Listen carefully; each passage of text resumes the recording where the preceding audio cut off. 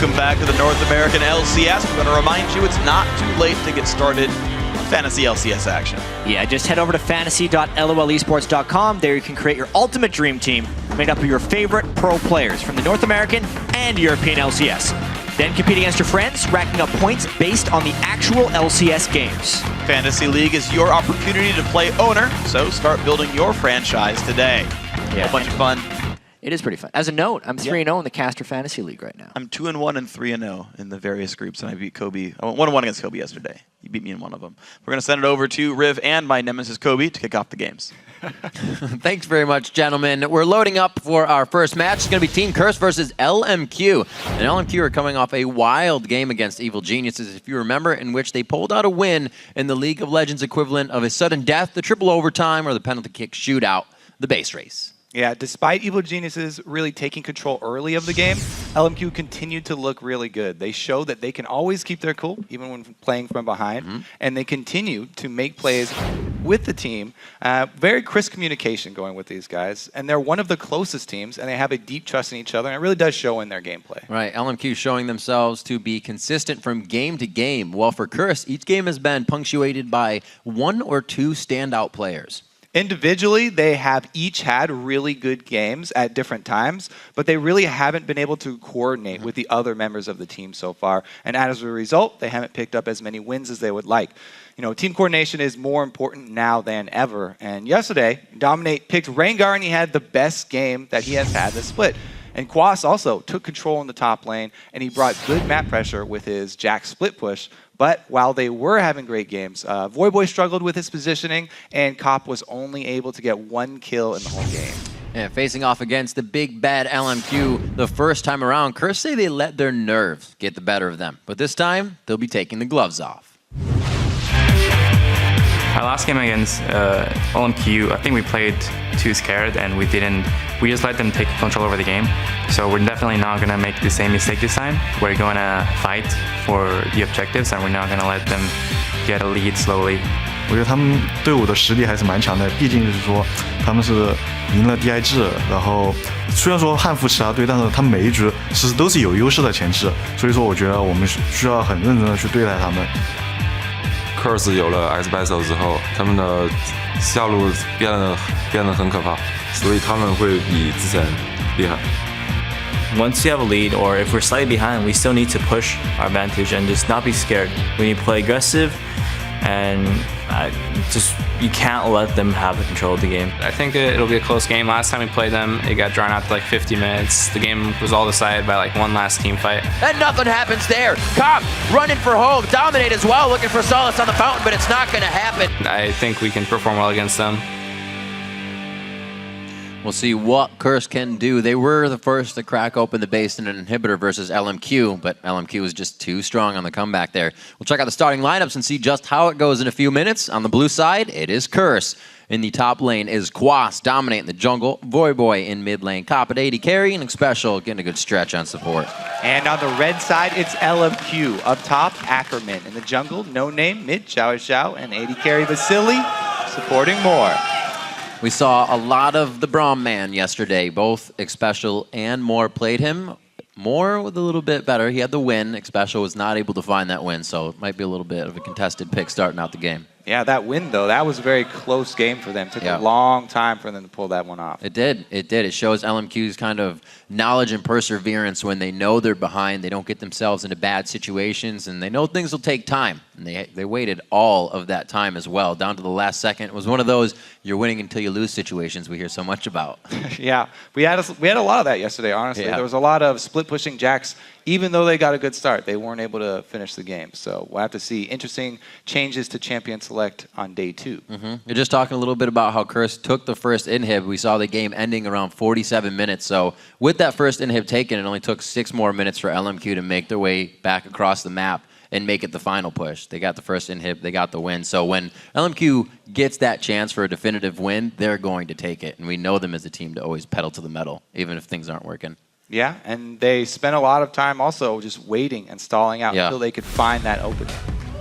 We'll see how they do it this time. The stalling and waiting out was pushed away by a little bit of diving that they'd love to get back into. We'll see what the bans are here. It's not going to be in Italy for XiaoWeiXiao. 2 games in a row for him, 15-0 and 6 overall in the course of those 2 games. Very good on that. XiaoWeiXiao has just been amazing for his team. He's able to farm on pretty much any champion in the majority of matchups. There's only been a couple times where he hasn't been able to get a large CS lead over his opponents, and he has done a little bit of roaming in those games. We'll see what LMQ decides to be the biggest threat coming out of the hands of Curse. Like we said, Dominate had that 4-0 Rengar game yesterday, but they ban out the Kale. Voyboy's been using that to quite an effect, as well as Kale seeing some top lane play lately. So they just get it out altogether. Yeah, a couple of AD carries focused here by Curse, banning out everything but Lucian, and then going for that first pick Lucian. So you can see definitely plan there to focus the bottom lane from Curse coming in. Taking out most of Vasilii's favorite champions, definitely the top tier ones there. Yeah. Probably he can still rely on that Ezreal if he needs to. Haven't seen too much as, if any, coming in this season. Been a slow game for him. Jax looking to be locked in here for Ackerman. Something he can safely control his lane with and scale nicely into the late game, somewhere LMQ figures they may be going considering their play yesterday. See, it's going to be probably a Lee Sin for NoName. The captain of the team and the shot caller with the mobility around the map's never going to hurt. So, it seems like a lot of people this week. TSM even did it yesterday. First pick on the AD carry. Just to get that AD carry in a safe spot. Especially for Curse with Cop. In Curse's wins, Cop has always had the best scoreline for the team. Yeah. So they really do need him to feel comfortable on the champion, whatever champion he is using, because he is one of those more safe style AD carries. He really waits for an opponent to make a mistake and then he'll make a move. Rarely does he take the initiative to actually cause a confrontation.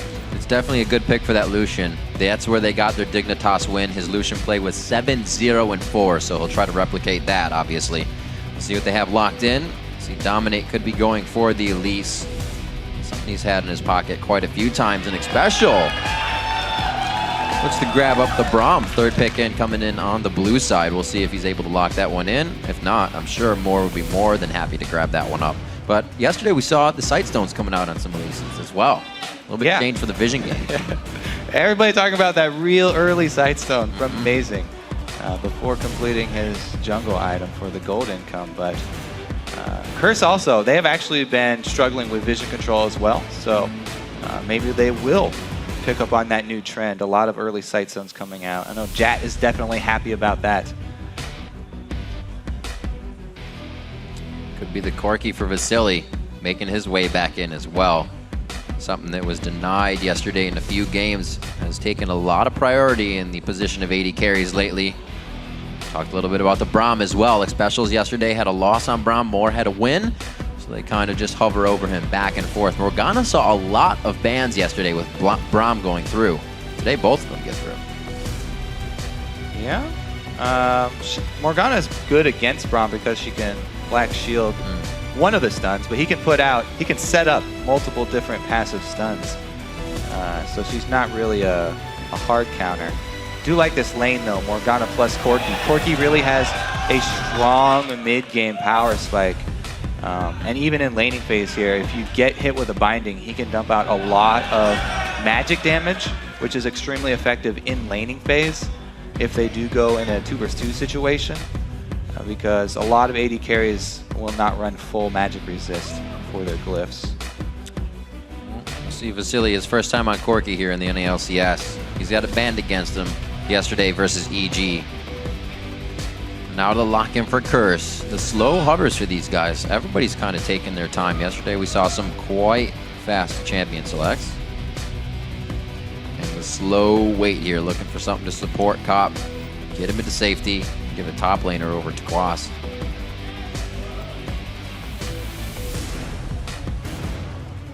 More safety there. Going to hopefully be able to push out and punish Ackerman so he can't get too big too early. I really do like supplementing this Kassadin pick with a strong other solo laner, their secondary solo laner here, picking up the Renekton, because you don't want to have two laners that are susceptible to being shoved in, or else you open yourself up to a lot of jungle pressure. Oh, counter effect. Well, we do have AD-oriented champions are always really good picks against Kassadin. You know, the Yasuo, the Zed, and of course the Pantheon as well, always an option. XiaoWeiXiao, though, this is a very, very risky mid-lane champion to use because Pantheon is such an all-in champion. If he's going to go aggressive on Voyboy, he does need a lot of vision of where the enemy jungler is. You know, either wards on the side of the mid lane or have NoName invading the jungle and going to try and find Dominate to relieve that extra pressure so that Pantheon can actually go very aggressive on Kassadin. Well, very aggressive falls right in the line with LMQ, so we'll see how they play it. The game is taking shape, so let's see who you are predicting to win. According to LOLesports.com, LMQ leads with 84% of the vote. And you can keep on voting by tweeting either CRS win or LMQ win to @LOLesports, and we'll be updating the poll throughout the game. So with that sort of pick, you know, are they going to be all right if they do scale the late game? They have the Jax in the top lane that's pretty good, but does Pantheon sort of fall off in that situation? Yeah, Pantheon and Lee Sin both not that great in the late game. However, the Jax, as you said, very, very good late game. However, those are also 3 melee carries for the team, so they will get clustered up fairly easily. Really, though, what we're looking at is this is not a farm-heavy champion. Pantheon's not a very farm-heavy champion for XiaoWeiXiao. So not the typical style that we have seen a lot from him. However, it opens up so many more possibilities because you can get Pantheon Grand Skyfalls from the mid lane. It's a great position for him to be in. He can go either top or bottom. He can also defend or attack enemy jungle objectives very, very easily. Well, we're about to jump on to the Rift. Week 4, Day 2. Curse versus LMQ. The fans are ready and pumped up for this game. The cheers are coming out as soon as the players walk onto the stage. They're getting 3 cheers from their fans, and they're going to use that momentum as they carry into the game. Seeing Voyboy on Kassadin. Play coming in from him. It's going to be the first time he's brought it out in the NA Summer Split. We'll see how he does here against XiaoWeiXiao's Pantheon. First NA Summer Split mid-pick. Welcome to Summoner's Rift. All right. I like this opening here because we might see some early action as they run into Renekton. Ackerman gets seen, though. Quas has been alerted. LMQ in their interview is always saying that they have something prepared for each team. They kind of get something ready. They'll be able to change it up. Leaving the Kassadin through here and the ban is not something we see ever coming from the red side, and this time it gets picked up by Voyboy, so we'll see if they can counter it. Maybe this is what they wanted to play into coming into this game as they make their way into the jungle. So red side invade, or blue side invade here for LMQ. Interesting because a lot of the time when you invade that top side, you're going to leave your duo of Corki and Morgana up top, and they're going to give up that really early dragon control to Curse voluntarily. It doesn't happen a lot for the red side team. Minions have spawned. A little bit of armor in the mid lane for Voyboy. Cloth and pots, going old school. He does not want to take pain. You can see XiaoWeiXiao on consumables as well. He feels he'll take a little bit of harass, but he'll be able to stay there as well. It'll be interesting, you said, to see what that CS really gets to at 10. Voyboy versus XiaoWeiXiao. That is 93 XiaoWeiXiao and 67 for Voyboy. So definitely a discrepancy there. Also, that mid lane, since we are going to have lane swaps, will be heavily influenced by the early roams. When we do see lane swaps, there are even more people roaming around early than usual. So XiaoWeiXiao can't go extremely aggressive because for the beginning of the game, he does not have vision on 2 of the champions now. Not just the jungler, but also that solo top laner that is buddy jungling with him. Yesterday we got more of the standard lane matchups. Back to the 2v none today, and we'll see how they coordinate. Cop hoping to farm it up real well, and again, just be a nuisance on that Lucian. Like we said, his last gameplay on Lucian was Dig at 7-0-4, so he definitely had a challenge. They're going to against LMQ again. Yeah, and as far as those duos are concerned, there's a little bit of an edge there for Moore when they do get to the turret. He's got the spell thief. Oh, Here comes the early roam, though. It's LMQ pulling the trigger first. It's not a 3-man. This is going to be 4 people in mid. Let's see if Curse can get there in time to answer. Voyboy, though, playing very cautiously here. This is a whole lot of love. There's the dash. There's the dark bow. Just a little late on that one. Voyboy getting himself out, and he's going to call for that for mid, but he blows his flash. Voyboy got 2 flashes out of that, and he also got the Ignite from XiaoWeiXiao. So pretty big expenditure of summoner spells there for LMQ for this early aggressive move. As dangerous as it is, a little safer. Yeah, they do give up that dragon, though, that we talked about. And that's not anything surprising here, because they were the ones to switch their AD and support top. They knew that what they were getting into doing that very early. They should as well estimate the timer. That's something a lot of teams really should be looking to do when they give up these early dragons. Not giving up on mid here, though. No flash. Right on the backside, he hits it. The Dark Binding misses this time. Wait a minute. Voyboy, he almost gets the Q shield to come up nicely, but he goes down. Xpecial could fall here as well. And they give up quite a bit for going for that dragon. Yeah. Especially with it not being worth that Xpecial much. looked really cool jumping in with the Superman save there from Braum, but they did not have enough people to back it up. And, you know, good intentions are great, but he just did not have the power to save Voyboy, so threw his life away there. Well, LMQ is definitely showing that they are playing the picks the way they should be played. They're trying to get the early aggression in. They're trying to get this started, so Curse has no time to ramp up. Yeah, they definitely had the game plan of focusing Voyboy early here. And they want to get XiaoWeiXiao to the point where he can freely roam, because if he puts down Voyboy early, then they gain so much map control. Even though Voyboy has teleport, if you pressure him enough, keep it on cooldown for long enough, there's no way he can answer XiaoWeiXiao gank for gank, because Pantheon's ulti has a lower cooldown than the summoner spell. So he can make a lot more plays on the side lanes than Voyboy will be able to. And he gets to take a combat summoner of Ignite. Voyboy doing what he can, throws down 2 wards, and they're instantly being cleared out. Yeah, I talked about having vision in the mid lane and how important that was going to be for XiaoWeiXiao. 2 ping. They are taking this to a whole nother level. I didn't think they were going to put this much effort into the vision control around mid lane, but this whole game is revolving around mid. I like it. He called for action, Kobe, and we're getting a bit of it. Quas now entering the fray here. The AD carries are having a field day in the top and bottom lane. Oh, Quas! We got level 2s, we got level 3s. It's a variety party going on right now. Xpecial trying to get out of this one. XiaoWeiXiao already down on the stun, so he can't provide more of that. But LMQ has a lot of crowd control to offer in these fights. Great shield from Xpecial there, really reducing a lot of damage there from the 4 members of LMQ. And you're right, we are having a lot of action. It's almost like 2 games being played. The 4v4 all mid, and then the AD carries just practicing their farm skills. Last hitting for both of those guys going pretty well. We do have a slight lead for Vasilii, but Cop is a little bit safer in position, closer to his own territory. We'll see how safe that is. How safe that position actually is if he tries to get a little frisky here with the 3-man dive. Well, this is interesting because it's going to try and be thwarted by Xpecial, but also trying to do it on the top side here. Vasilii could find some problems. The other thing to note about what LMQ just did is they left a second layer of wards. So first layer had already run its full duration and expired. Now there will continue to have vision control down on this red side jungle. They can look for repeat invades. They can look for the second dragon.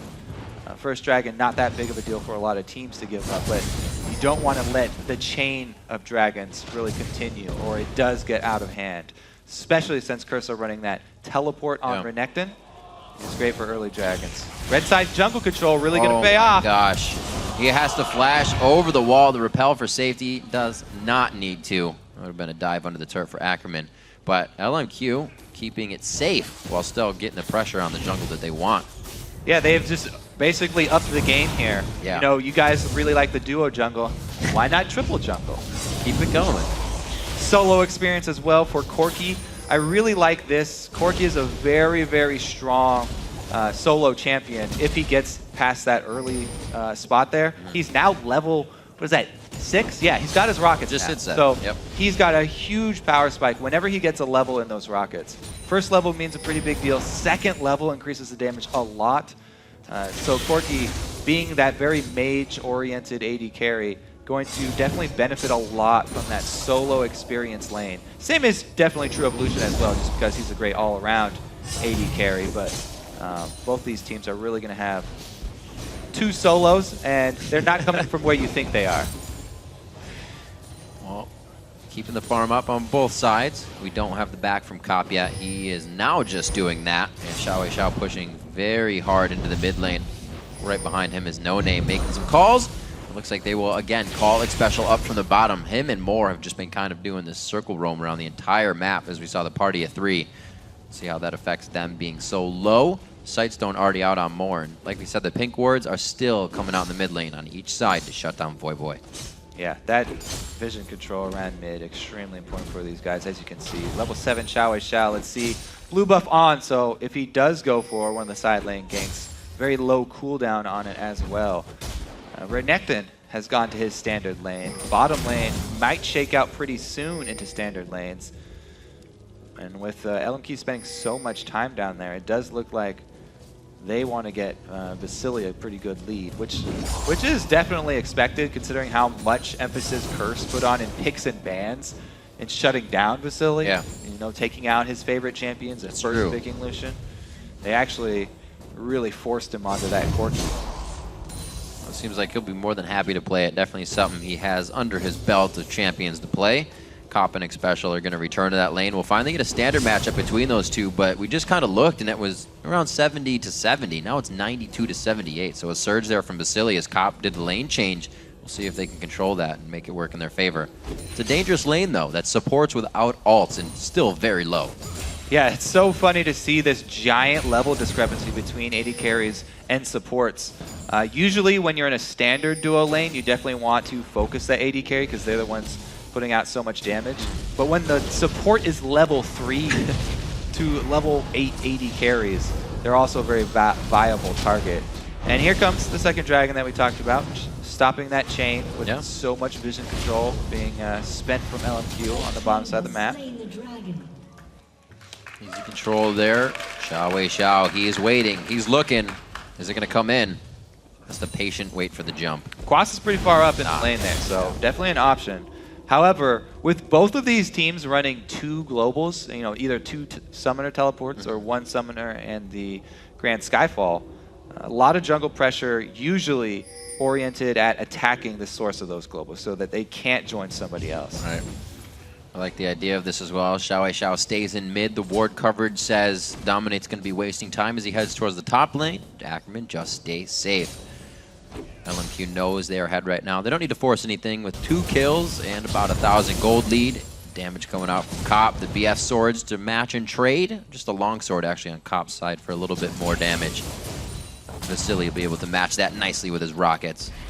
Just waiting for these level 6s on Xpecial and Vasilii. We might actually see some action. Or Xpecial and Moorish. Yeah, I like the side bush ward control for Moore here. Actually going to try and take advantage. Land one of those dark bindings on Cop from the fog of war inside one of those bushes. Always makes it a lot easier. XiaoWeiXiao is back. Looking at that just over 10 minutes, it kind of sits true. Still on Pantheon, 93 to 67. In this last matchup at 10 minutes, it was 93 to 67. Exactly the CS just a minute later. Things are keep going consistent for LMQ. It's one word we use quite a bit when we're talking about them. Consistency in all the lanes, and if it doesn't happen, they bring each other up. So they are back to that level of play.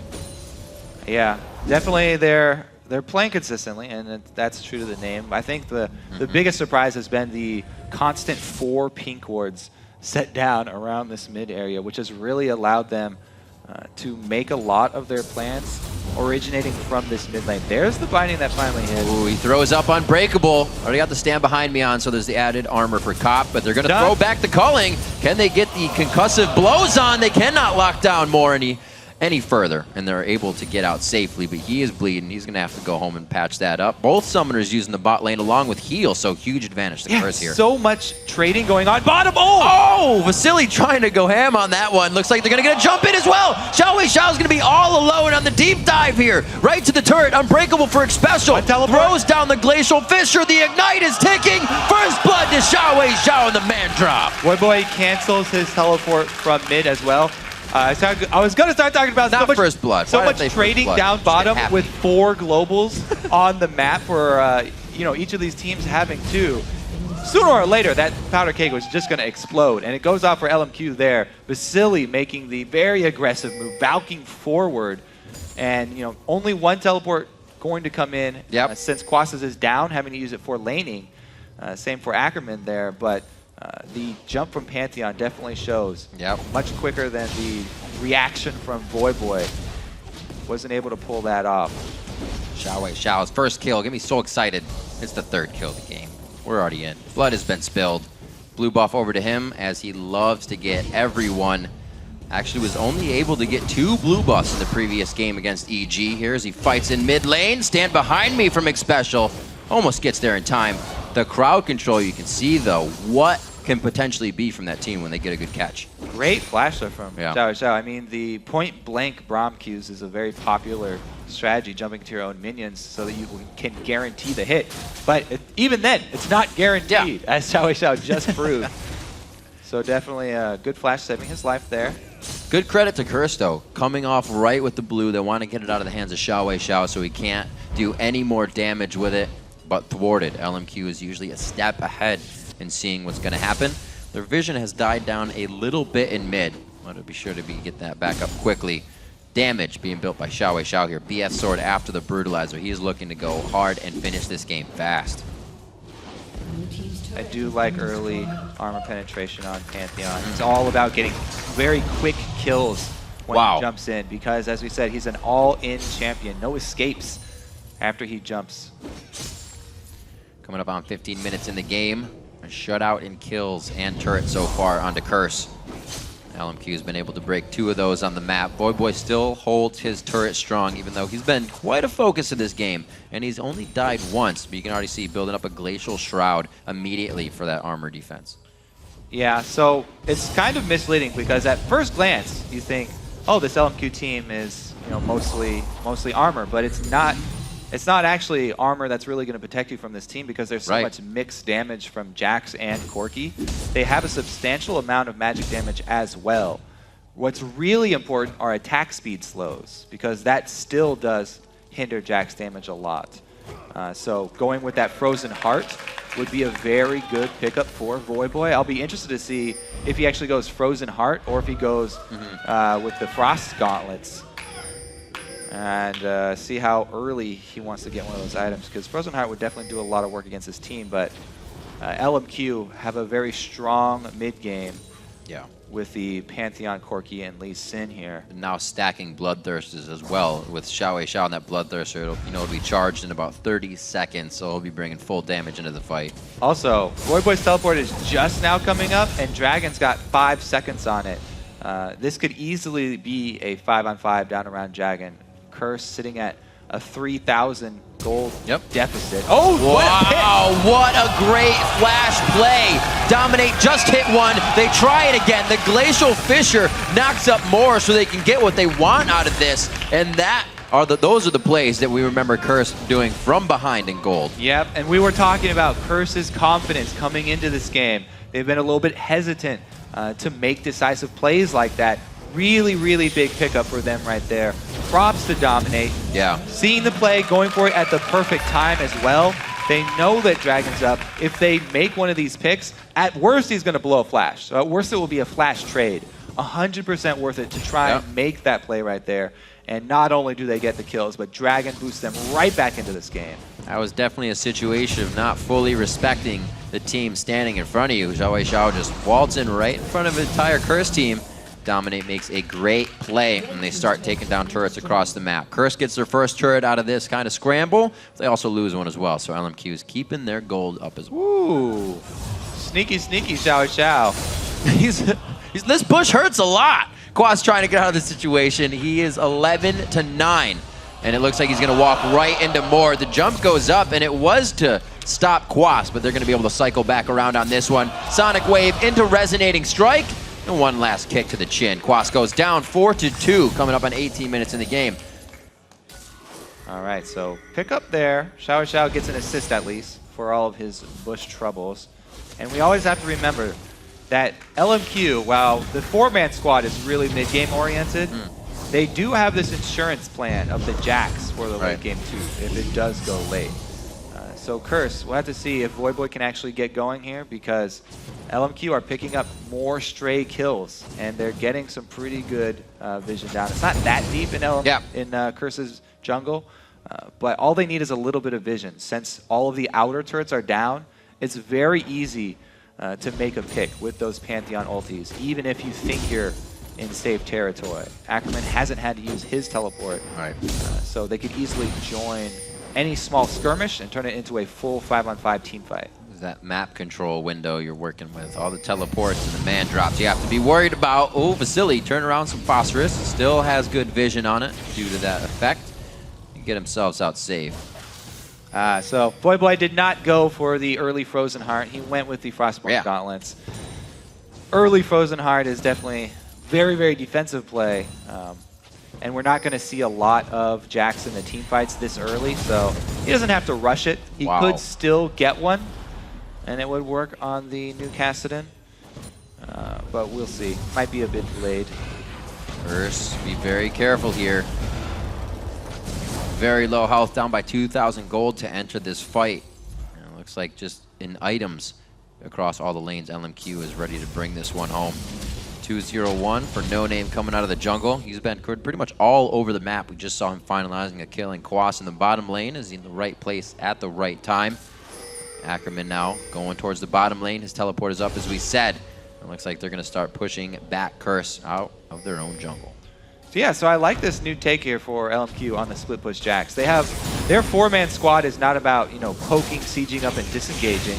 Their 4-man squad is about creating fights inside the jungle. They're constantly going for invades. They're challenging Curse on every single objective. They're challenging them on any little bit of vision that Curse try and grab for themselves. And this whole while, they're still buying time for Ackerman to split push by creating pressure with the 4-man squad elsewhere. And it's really working out for them. We're going to hit that point very soon where he begins to overpower Quas. And the split push definitely will go in LMQ's favor. We'll have to see how the extra teleports and globals do change that matchup, though. Going to be a different situation, but Curse almost used to this, being able to get fight wins when they're down in gold. And then they kind of find themselves in a sore position, going for a little bit more once they got that, once their confidence gets built up too much. Hopefully they can kind of keep that part at bay where it goes awry. And they can keep it strong, trying for a quick play as they clear a ward. Voyboy still extending himself, making sure not to overextend. And you can just see how much LMQ can kind of resist and be resilient to these Curse attacks.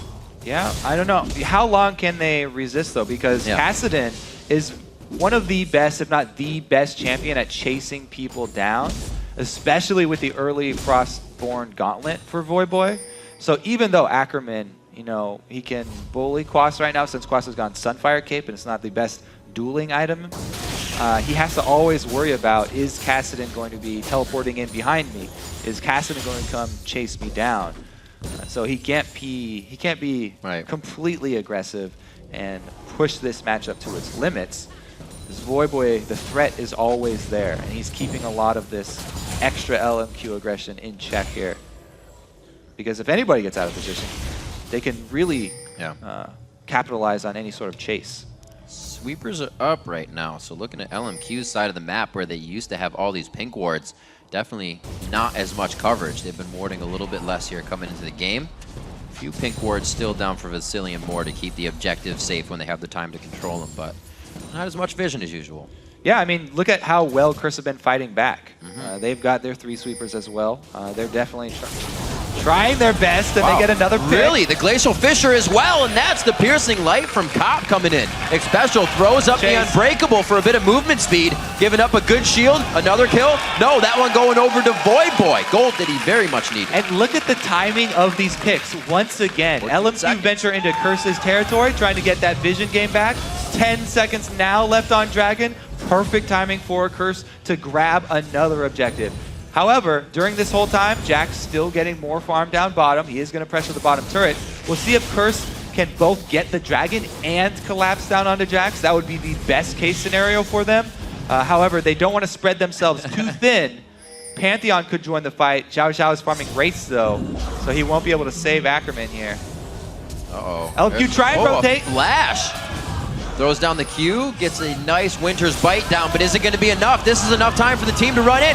Here is the man drop coming in. A very low Ackerman, the piercing light from Cop. Cop going so deep in the fight with Voyboy right now. They cannot get enough damage onto NoName, but they already clear XiaoWeiXiao out of the fight. Turn it around onto more as well. A 3-0, and Curse is just taking a 2,000 gold lead.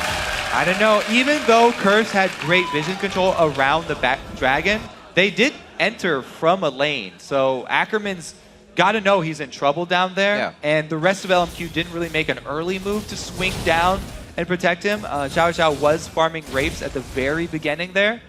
So they come in a little bit late, and Curse really snowballing that one pick into Dragon, plus another pick. Whole bunch of kills for the team. Really good collapse and chase there from Curse. So this is them. They've been chasing Ackerman for a while. LMQ finally arrives, and it's going to be the jump in from XiaoWeiXiao. He does get a pretty good stun here, but Voyboy Rift walks right when the stun went in. So he actually closed that distance, and they were able to finish off Ackerman without any casualties.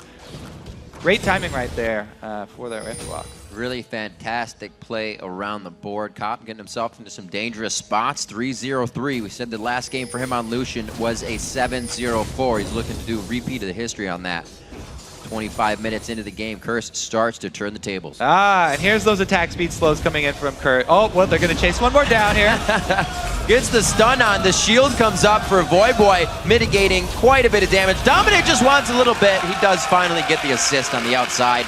And Curse is finding everything they want, and with the composition LMQ has, it's looking very grim now. Right. People always talk about the reason you ban Qi-Lin away is because off of just a couple kills, he can snowball so quickly.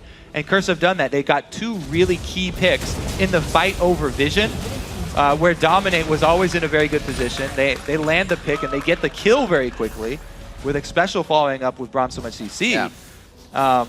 But yeah, they've been able to snowball this Qi-Lin now. He's gotten those kills. Voyboy should be off to a very good start. And those attack speed slows that I was mentioning, all coming in threes here. 3 Randuins in the process of being built for Curse. Right. That's going to be great defense against all members of LMQ. Well, we got to make sure we mark the confidence. They're playing it well, but will they overextend themselves? That's when they get into a dangerous position. The last 5 minutes have been a huge boon for Curse, putting themselves in the lead 8-4, and they're almost evening up the turret game here, but it already seems like they've kind of taken back map pressure.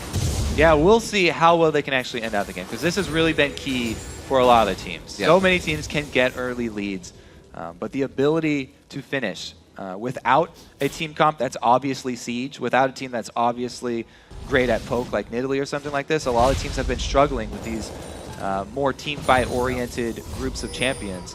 The wrinkle in this match is that there's so much global movement with all the teleports and the Grand Skyfall.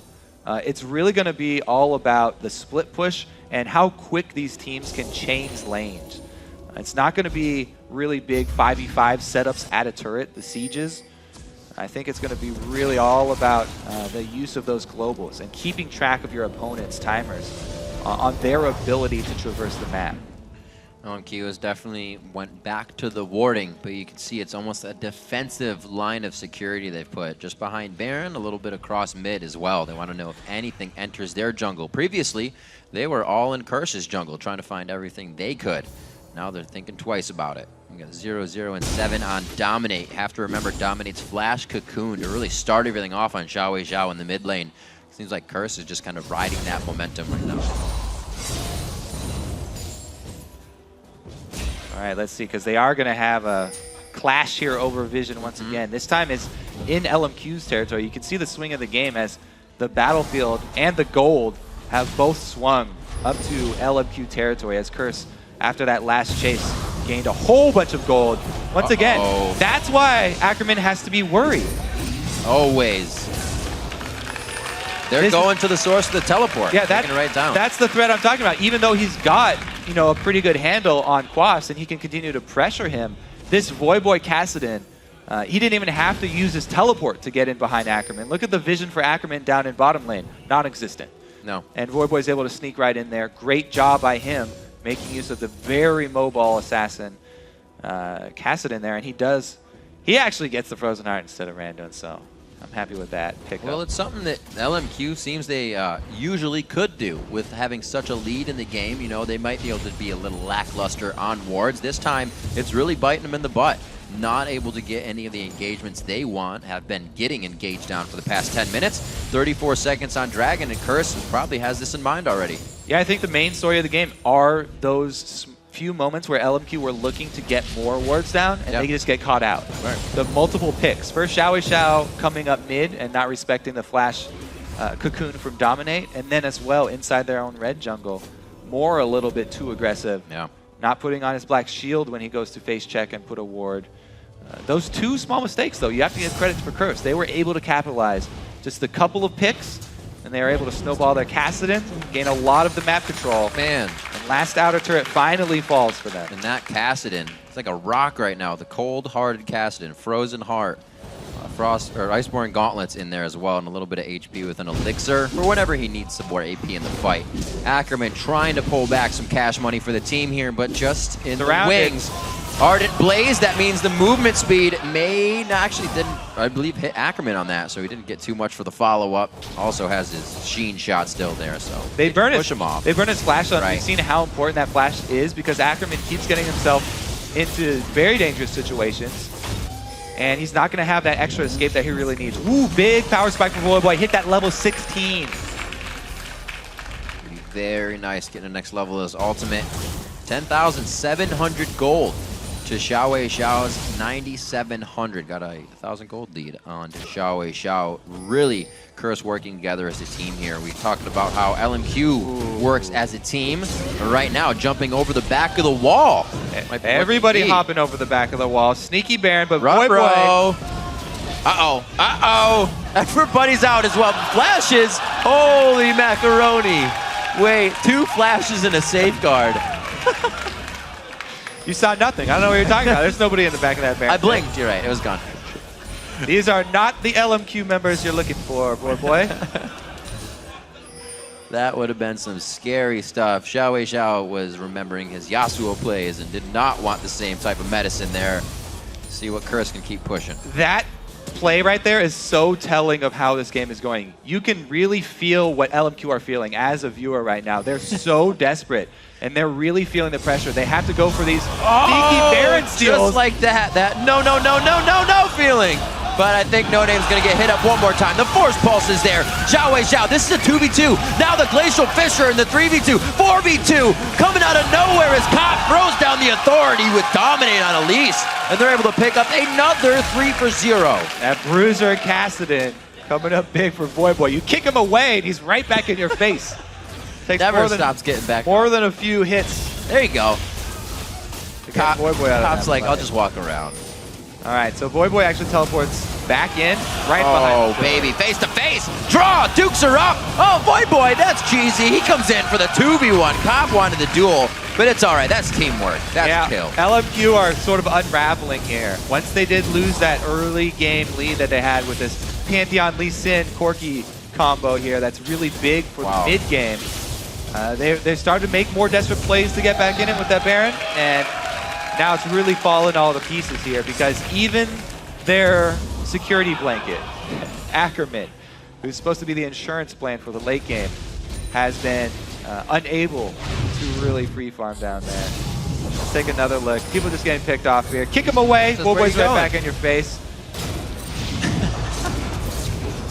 And then just the collapse. And then Cop comes out of nowhere. Everybody was ready for this fight. Curse is just moving as a unit this game. Very nice to see. Yeah. You know, after such a rough start here, Curse, these guys never give up. And again, social media blackout, we can speculate. We can speculate that it worked for TSM.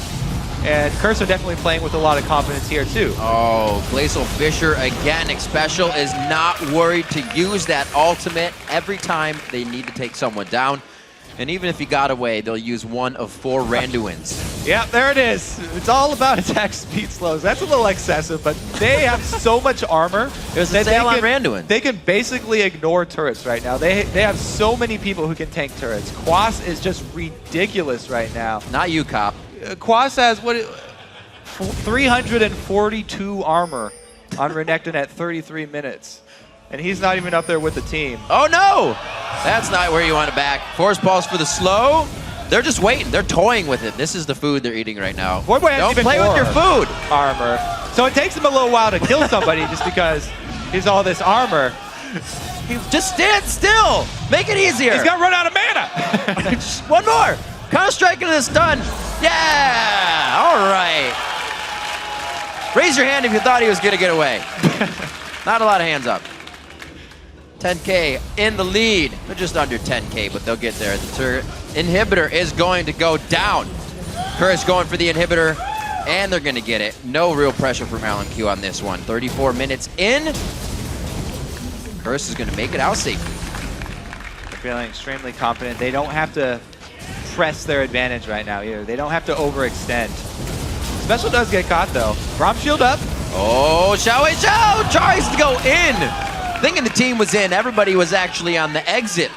And it looks like they are still in their own base right now. They don't even have the strength to come out. The composition kind of crumbling in on their own head as Curse figured out where the in was, and they started to run with it. Yeah, XiaoWeiXiao cannot do anything No.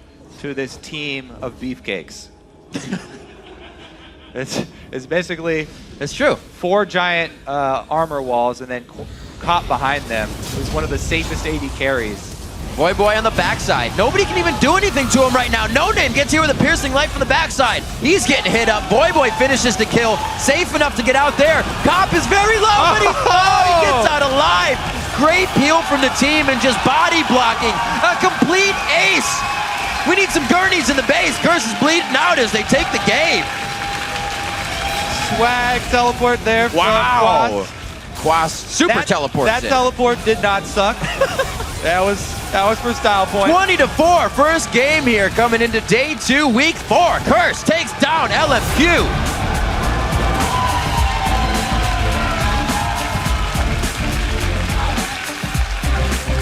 Even these teams that are on the bottom of the standings in North America easily take a game off of the top of the table. Kobe, we said that Curse would always have someone that played well, and then the other team couldn't follow up. Everybody played well this game. That's what happens when Curse comes together as a team. They take the W. And really, the constant war of vision, I think, is what says a lot for Curse. They did not give up on clearing those wards. Even when LMQ started to get so many deep ones, that's where they really took their advantage. A couple of key picks for Curse. And you get that casted and snowballing, especially against a team like this that's so armor and attack speed oriented. Voyboy had a really nice build path in there, straight into the Frozen Heart right after his Iceborne Gauntlet. And so much defense for all of these Curse members.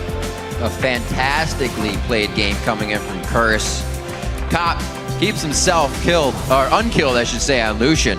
That game going 6-0-9. The last time he played Lucian, Curse took down Dignitas. So go figure, it's going to be a good pick coming in for him. Played a little bit of Qi-Lin yesterday, did not work out as well. And focusing the 80 carries coming into that game, we thought they might have done a little too much onto Vasilii, kind of trying to get him out of the comfort zone. It seemed to work. Yeah, I mean, it was a good game plan coming in from Curse. And they executed it very well, both in-game with their adaptations, seeing LMQ composition as well. And the point you made about Curse also taking a game off Dignitas really goes to show, even Curse have that bad record and they've lost so many games, they still are the team that has the ability to take the games off of any team in North American LCS, everybody at the top.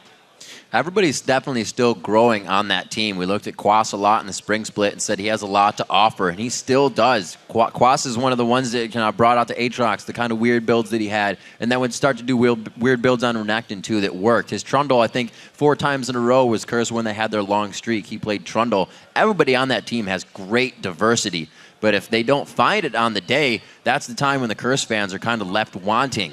Days like this definitely have a bright future for Curse if they can keep that teamwork together. Yeah, Quas was really solid today. Even though he's going up against that Jax, who was starting to get an edge on him, he just played it safe. Yeah. He cleared the wave at his turret, went to farm his jungle, came back, he stayed up. He was definitely still relevant later in the game when the rest of Curse needed him, when they were making these chases and these collapse on all the picks that they were getting. Definitely some crazy stuff coming out of picks and bans. LMQ looking to absolutely try something new here. XiaoWeiXiao breaking out the Pantheon in mid to kind of counter the Kassadin pick. And they were on red side. Usually you see that cast ban come out from them. So maybe that kind of was what they had in mind. We'll just straight counter and try to get that win right through the front door. And that's what I really like to see from teams that are at the top right now, pushing their boundaries, not going back to the same old things over and over that are continuing to work, trying out the new strategies, seeing what else they can get away with right now, really.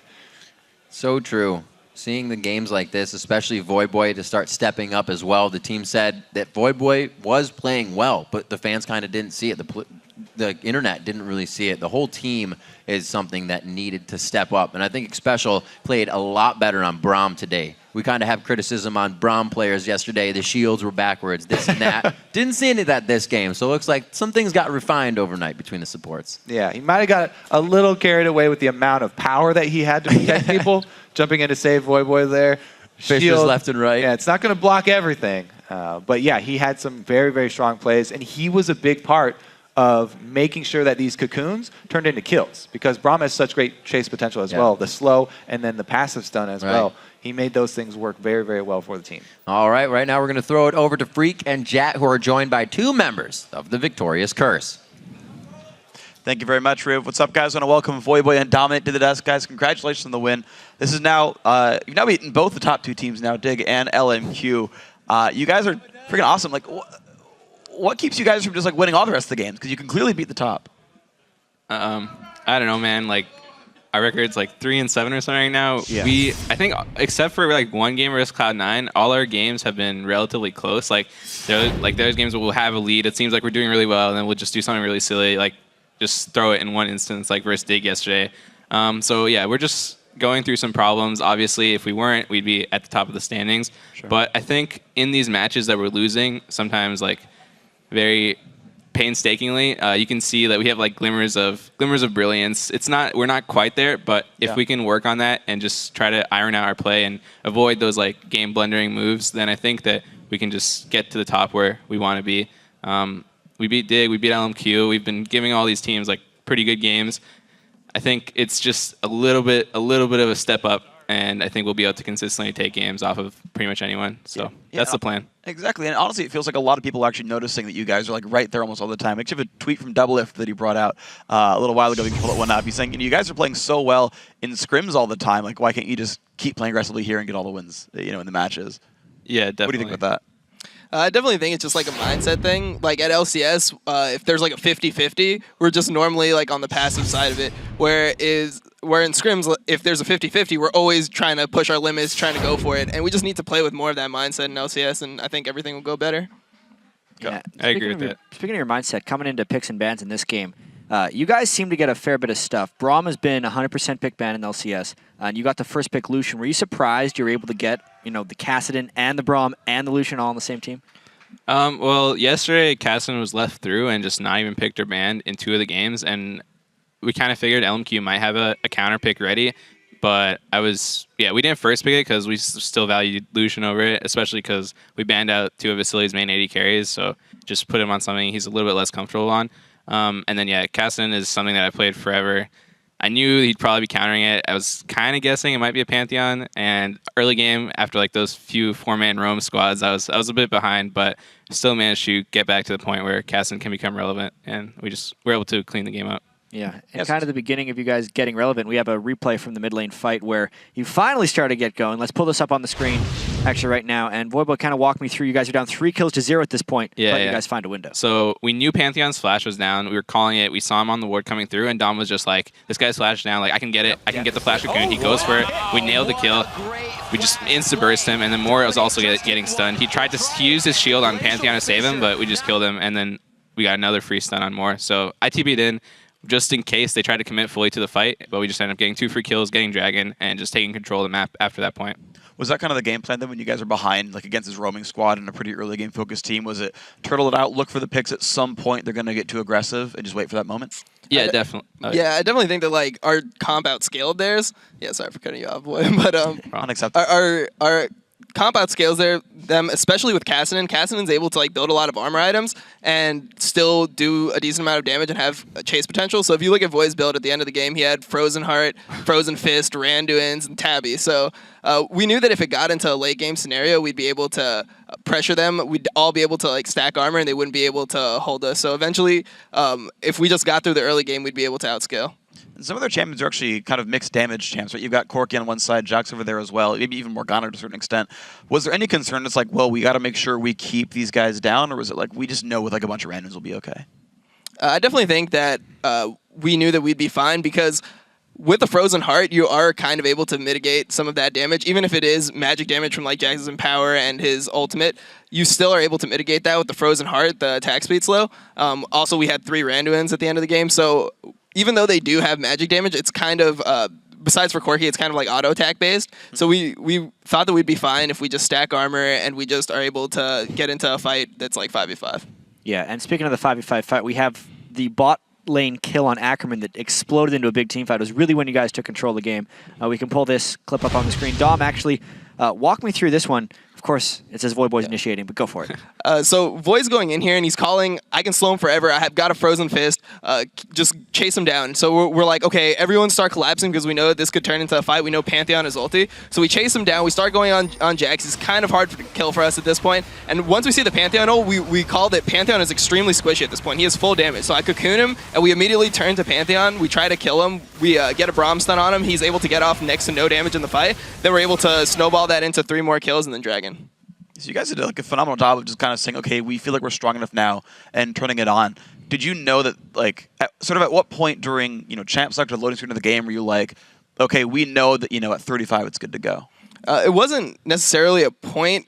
It was just kind of situationally we were waiting for an opening, and the opening was when we made that gank mid and Pantheon was forced to burn Flash. We knew that we needed to capitalize on that because we were just slowly losing the game. They were getting map control. We had to give them, like, I think maybe 2 dragons in a row. So we told ourselves, all right, if we can see like a play on Pantheon, we're going to go for it. And he ended up cutting through mid. We had a ward on him, and I just flash cocooned him, and we ended up like snowballing that into 2 kills and drag. Yeah. So then LMQ, I kind of want to keep talking about this because it's a fun composition, right? Mid Pantheon, whole bunch of AD champions. If you're in LMQ's shoes and you just lost this game and you had this like early game comp, what would you do differently to make that work like the second time around? Go for it, boy. I think honestly, do it again. Like, it's not a bad comp. It's a good strategy. The biggest thing that could have happened is if I died multiple times. The first time they tried to gank me, they used 2 flashes. I got kind of lucky. I got my flash off, and they weren't able to secure that kill. The second time, they made another good play. They killed me. At that point, Pantheon was so ahead of me, I could barely even farm. And honestly, if they just maintained that lead, they were getting dragons. They had map control. They just had to avoid getting picked because that's the only way we can easily get back into the game. We can probably stall out, but the longer the game goes, when they have map control and they're getting free dragons, the bigger the differential is between the 2 teams. So it just makes it harder for us to even get those picks. Because like if we waited 5 more minutes, that initiation on Pantheon might not have worked because their whole team would be stronger and ready to capitalize on it. So I think they just had to avoid making plays like those, and then obviously just try to play the game out as they were doing it because they were pressuring us pretty hard. Like I could barely farm mid when Pantheon came back mid. He had like a BF sword and a brutalizer, and the jungler and the support were just roaming everywhere. It was actually a pretty difficult game for us. But honestly, they could have maintained their lead and closed it out. Yeah, you guys did a good job to weather the storm and come back. And 3-7 now, as you mentioned at the start. You guys face Cloud9 and CLG next week. But as far as you guys beating up on good teams, it should be completely fine. How are you actually going to be preparing for this next week with your problems and your mistakes in mind that you've been improving against LMQ? I think it's really hard for us to fix our mistakes, primarily because our scrim records are always so good. So we'll come into every week just winning maybe like 75, 80% of our scrims, and we'll think that, oh, okay, all of our problems are gone now. Like, we're playing aggressively, we have much better champion pools this week, and everything's going to turn around. And so far, we've just been disappointed. Like, every week after our performances, we watch our games over, and it just looks like we're doing nothing. It just looks like we're just waiting to lose the game. So I definitely think that going into next week, we're gonna remember this game. We're gonna remember how to play aggressively. Like, I know personally, something that I've been doing now is just getting more emotionally pumped up into the game. Like, I'll be listening to like music before the games and just trying to get myself in the mindset. Like, yeah, I'm just gonna go out there. I'm gonna try to like make plays and try to get stuff done. And I think that that's like what's working for me. I think like everyone's just gonna kind of feed off each other's energy. When team morale is high, I think that we'll all just like feel in the zone, and if we can be as confident as we are in scrims in LCS, then I think that'll be like the biggest thing for us. Yeah, it'd be good to see you guys playing continually aggressive. Maybe the MVP can be the final countdown for you guys pumping you up for the games. Guys, we're going to take a quick break when we've still got more games to come, of course, throughout the day. 3.5 minutes. Complexity is going to take to the Rift and battle Team Solo Mid. Don't go anywhere.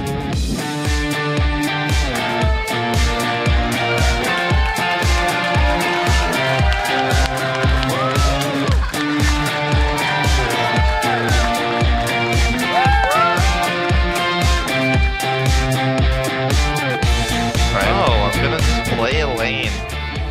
That's what I'm most skilled at. The laning mastermind. But is it going to be enough? This is enough time for the team to run in. Here is the man drop coming in. A very low ackerman. The piercing light from Cop. Cop going so deep in the fight with Voyboy right now. They cannot get enough damage onto NoName, but they already clear XiaoWeiXiao out of the fight. But I think NoName's going to get hit up one more time. The force pulse is there. XiaoWeiXiao. This is a 2v2. Now the Glacial Fisher in the 3v2. 4v2. Coming out of nowhere as Cop throws down the authority. I got a cocoon on Vasilii. Okay. Yeah. Vasilii. I'm on NoName. Yep, NoName. Ackerman in the back. Jackson in the back. I got a cocoon on him. Yeah, I can send him more. Really nice. We can end the game. End the game. That's it, baby.